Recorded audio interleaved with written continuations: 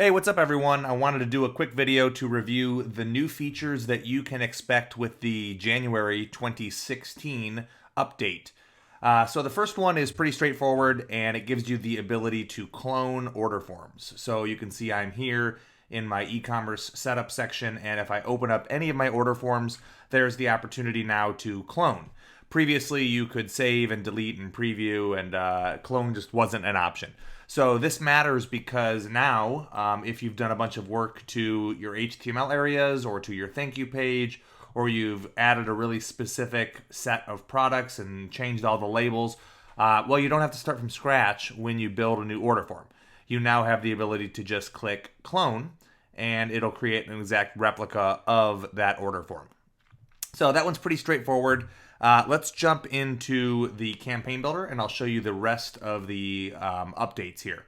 So now we've got a short little sequence in campaign here. And previously, to clone this structure, what I had to do was hold Control and then click on it and then drag it to a new place and then let go of the click and then let go of Control.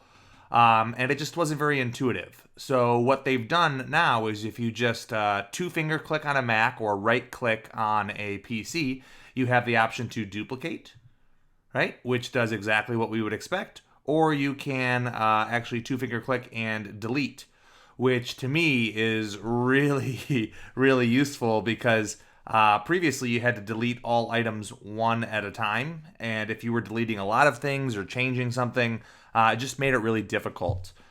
So I'm really excited about the ability now to clone things much easier because that click step process, first of all, wasn't intuitive. It also wasn't widely known. So a lot of people just weren't aware that that feature existed. And then the next update that you're going to be experiencing is the opportunity to, actually the ability to name your opportunities wherever they're being created. So historically with Infusionsoft, when you generate opportunities automatically, it just would use the company name, and it wasn't flexible in a way that you could use it to differentiate one opportunity from another. So if you were generating different opportunities at different points in your different campaigns, it got really confusing in the opportunity section to tell which was which. So now you've got the opportunity to designate right here the name of the opportunity based on where it's being generated. So if you know something about a person at a specific point in the campaign, you can call that out in the opportunity title. It says here that if it's left blank, it'll use the company or the contact name if it doesn't have a company. I did test it with using merge fields here and it doesn't seem to support that.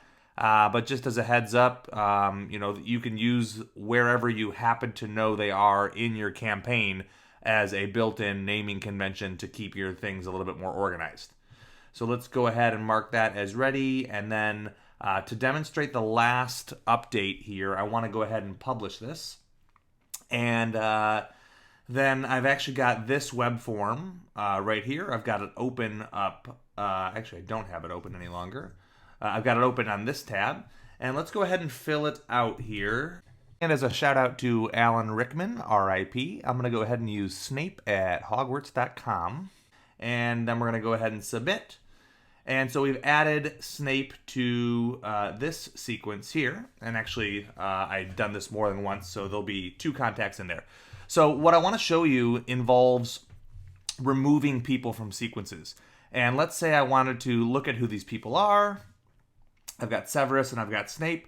And if I wanted to remove just Snape from this particular sequence, well, I would go to Start, Stop a Campaign Sequence.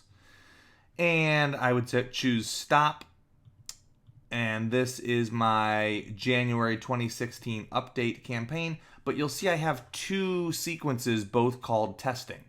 So that doesn't help me because if I go back to that campaign, let's go back in there. You'll see I didn't rename that second sequence. So I don't know which one they're in, and if I have multiple that are called testing, right, it becomes really difficult to know which one I'm extracting them from. So the new feature actually involves, let's go find Snape. They've given you the option now on the contact record to see what sequences someone is active in.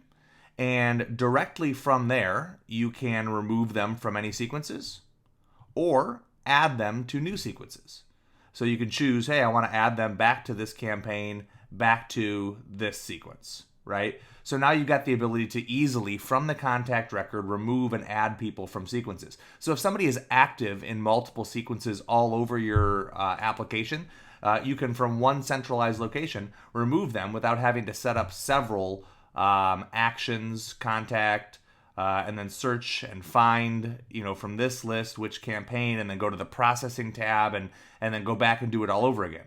So they've made that interface a lot cleaner. It'll make it much easier to manage the communications that are going out to your contacts. And the more targeted and managed and deliberate those communications are, the more effective they'll be as well.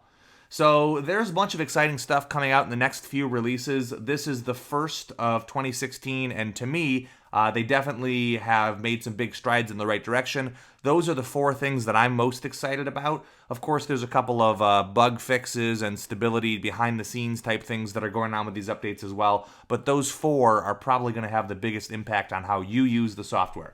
If you're excited about one more than the other, I'd love to hear it. Let me know.